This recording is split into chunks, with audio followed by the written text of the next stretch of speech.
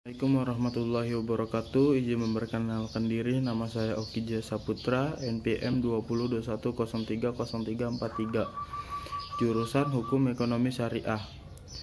Kami di sini akan mempresentasikan hasil kerja kelompok kami yang berjudul Keseimbangan Pasar dalam Ilmu Ekonomi, yang beranggotakan Fathia Salsabila, Nur Azizah Kumalasari, dan saya sendiri Okija Saputra, dengan dosen pengampu Bella Purwantara, S.Com, MM. Selanjutnya saya akan langsung membacakan materi. Yang pertama, definisi keseimbangan. Keseimbangan adalah kemampuan tubuh untuk melakukan reaksi atas setiap perubahan posisi tubuh, sehingga tubuh tetap stabil dan terkendali. Keseimbangan ini terdiri atas keseimbangan statis tubuh dalam posisi diam, dan keseimbangan dinamis tubuh dalam posisi bergerak. Keseimbangan statis diperlukan saat duduk atau berdiri diam. Keseimbangan dinamis diperlukan saat jalan, lari, atau gerakan berpindah dari satu titik ke titik yang lainnya dalam suatu ruang. Keseimbangan secara umum definisikan sebagai kemampuan untuk mempertahankan pusat gravitasi tubuh, center of gravity, dalam basis dukungannya, base of support. Keseimbangan dapat dikategorikan menjadi keseimbangan statis dan dinamis. Keseimbangan statis adalah kemampuan untuk mempertahankan tubuh statis dalam basis dukungannya.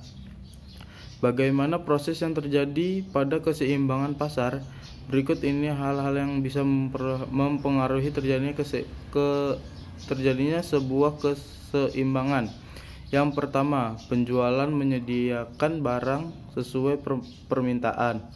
Yang kedua, stok barang sesuai penawaran pembeli. Yang ketiga, keseimbangan permintaan dan tingkat ketersediaan.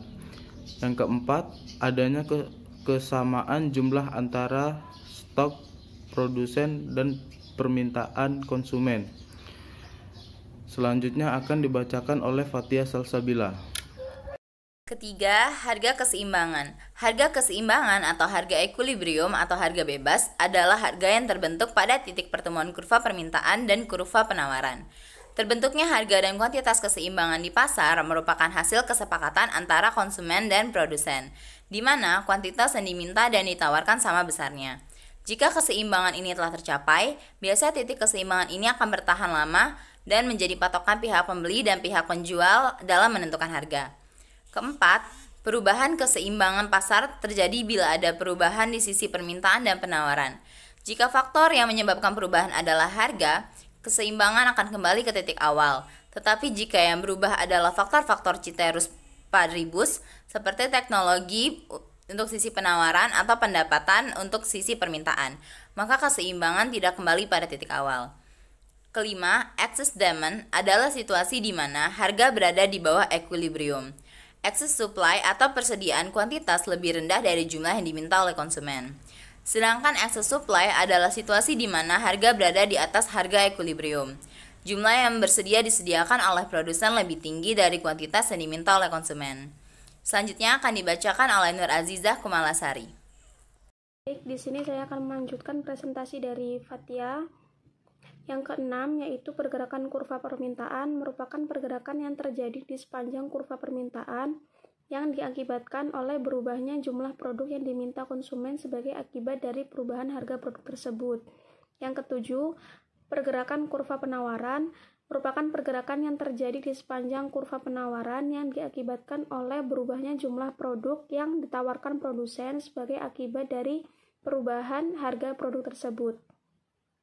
Contoh studi kasus kurva penawaran sebagai contoh dapat dilihat pada kurva di bawah ini.